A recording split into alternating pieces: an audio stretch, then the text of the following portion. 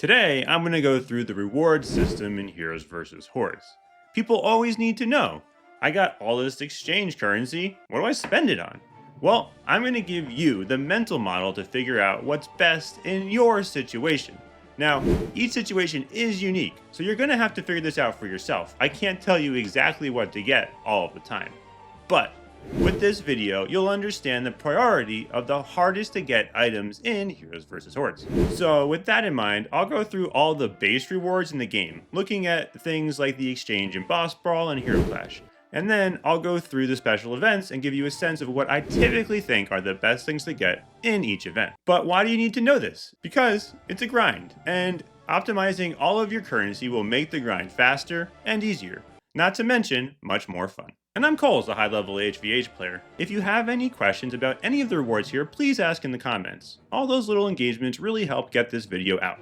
But for now, let's dive in to the rewards in Heroes vs. Hordes. Alright, so I'm going to start out with Dragon Tower rewards, because this gives you the perfect mental model to figure out the priority between different items in an exchange, but it also has unique priority. So while the mental model generally holds, this is a case where it actually doesn't. And you're going to need to make that decision for yourself, which is part of the fun. So the big rewards they introduced in Dragon's Tower are the option to get Minotaur or the Bulwark. So you have the option of a chase hero or a chase weapon, followed by hero shards for each of the special heroes, or hero shards or forge tokens for the weapon and for the hero, the Minotaur and the Bulwark. Typically, I say you always want to prioritize a hero over a weapon, which you then prioritize over forge tokens and then hero shards. That's roughly the priority order for the hardest items to get in Heroes vs. Hordes. After that, something like energy is actually super high value, and spellbooks can also be a good buy, in addition to jewels, which are available in some other event shops. Now that's the mental model. Hero, weapons, forge tokens, hero shards, other stuff. But the unique thing in Dragon's Tower, as you can see by my exchange shop, is that I bought the weapon before the hero. In my opinion, in Dragon's Tower, the best thing you can get is the weapon. After playtesting both the weapon and the hero on my God account, I've found that the Minotaur is actually relatively lacking compared to the power of the Bulwark. So I consider Bulwark to actually be one of the top 2 weapons in the game, and is why I recommend getting that over the Minotaur first in this event. Now, I found the Minotaur to be so lacking personally that I think I'm actually going to buy Bulwark tokens before getting Minotaur, and work on getting the Bulwark up to at least a 3-star forge before I start trying to eventually grab Minotaur. Now, I might not even grab Minotaur, because I'm not going to use him all that much. I might find the hero shards for special hero factions actually more valuable. Hero shards for special heroes are really hard to come by, and this is one of the places where you can consistently get them. It's almost like faction wars for the special faction. And so I would consider getting some of your favorite heroes' hero shards over getting Minotaur. I know that sounds kind of lame, but after using Minotaur, I don't value him all that much. This is a good example of how you still have to think through your own decisions, even if my rule of thumb generally holds. But while the rule of thumb didn't hold here, it does hold in Boss Brawl. Alright, next up is Boss Brawl. Boss Brawl is my favorite game mode. And while you can't see it here, the big thing you want to get for all your Boss Brawl rewards is the Big Game Hunter. The Big Game Hunter is a hero specific to Boss Brawl. He's great in that game mode. He's also just a whole heck of a lot of fun to play. So as you clear out seasons in Boss Brawl, I would save your exchange tokens first to get the hero. After that, in my opinion, the next best thing you can get here are hero shards for your favorite hero. Namely, either your main hero or any hero with really strong globals. Now, I would not recommend getting hero orbs or runestones. Those are both things you can farm elsewhere, so not something I'd ever recommend you buy in the Boss Brawl reward shop. Next up is the Guild Shop. The Guild Shop offers access to Paladin, which is a great early game hero. So if you're free to play, saving up for the Paladin as one of your first buys is always a good idea. That said, the big thing that's unique to the Guild Shop is the access to Ultimate Charge and Ultimate Duration jewels. In my opinion, it is worth grabbing those first, up to maybe level 3 each, at which point you can switch over to grinding for the Paladin. The Paladin is going to take you a while, but it's a good hero and it synergizes well with the other free-to-play heroes like Knight and Blade Master. After you grab Paladin, if you really like the hero, you could invest in his hero shards to get him up to a higher level, particularly early in the game. Hero Shards can be hard to come by early, and so this is a good way to grab some. However, as you can see by my screen, I invested in Holy Hammer tokens.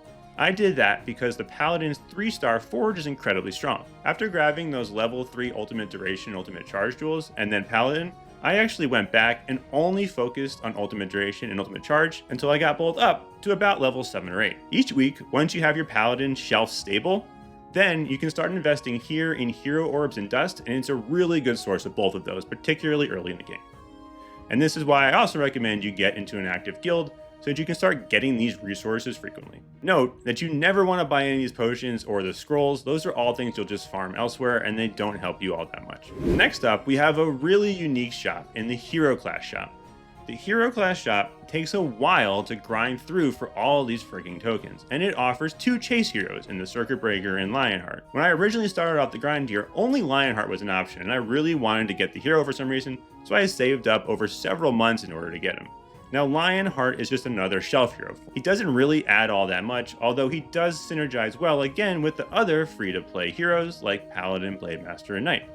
That said, you're not going to use him really ever. And so it presents an interesting conundrum in Hero Class shop, where even though priority is usually heroes, in this instance, I actually think the Forge tokens take priority. So I suggest early in the game that you use the Hero Class shop primarily for farming for tokens for your main hero, and then following that up with any special weapons that you really want to use, like Borer, Scrap Hammer, or Dynamite Slingshot. Now, the Clash Exchange also offers Hero Shards for Circuit Breaker and Lionheart, which you could use to level them up early if you grab them. I would not spend any currency here on Hero Orbs, Dust, or Keys, as you can farm those elsewhere. But as you can see now, I am saving up for Circuit Breaker, and again, this is for late game, and because I'm doing Sentry Specialist things. Now, I play with this hero on my God account, and I don't think he's particularly great, so don't worry if you don't want to save up to get him. However, if you gotta catch them all, he's one you gotta catch. Which brings me to the last set of rewards, the ones from special events that occur each week. And this is actually a pretty good example of how you think through the priority of the rewards in different events. There's Geomancer as a hero, Borer and Lantern as weapons, and then Forge tokens for Borer and Lantern, and Hero Shards for the Geomancer, followed up by all the standard rewards in an event shop. Typically in these events, I recommend getting the hero. In this one instance, Borer is probably the single best weapon in the game, so if you have the option between Borer or Geomancer, I would choose Borer. In most instances, like if it was just Lantern or Geomancer, I would say take Geomancer over Lantern. Because heroes can be a lot of fun to play, as is in the case with Geomancer, and long term they should have more value as they are harder to get. I then value Forge tokens as the next highest thing, so in this instance, if you don't have Mighty Borer at 5-star Forge, that would be a great buy, or Lantern tokens to get it up to your 3-star Forge. Finally, I would then buy Geomancer Hero Shards. You have to look at the hero, right, and understand the hero's globals. Because Geomancer doesn't have a Forge and has mediocre globals, getting him up to higher star levels isn't all that important right now. Now, if they release a Forge for him in the future, these could be incredibly valuable. But they haven't yet, and it's been over a year, so it's probably not coming anytime soon. But now let's do the scenario where you didn't get enough currency for a weapon or the hero, or maybe you already have all of them, in which case you're limited to the other things in the reward shop. The best thing you can typically get in these reward shops are jewels. A level 5 vulnerability jewel being the best thing you can possibly get, followed by projectile P, M, and then something like weakness or cooldown, critical strike, or keys. Those are some of the best jewels in the game, and getting level 5 is actually pretty hard to grab just randomly through dust, so that's a really good buy. And that'll help you out as you progress through the game. After that, an actual great buy for great value, assuming you can use it, is energy. Because of the rewards you get at the end of the run, you'll actually net out to a whole lot more resources if you can spend the energy. If for whatever reason you have any currency left over, Hero Orbs are a really good event purchase buy, or Enchanted Eggs if they're offered. They're not typically offered that much anymore. And Skill Book Cores and Skill Book Ultimates. Those can be very hard to come by outside of Dragon's Tower, and so can be a good buy in the event. I typically would not recommend buying any of these pet resources, as you can grab them through pet expeditions, and there are harder things to grind for in the game. And that's it. That's how I go about thinking how to choose which weapons or heroes to get from any particular event.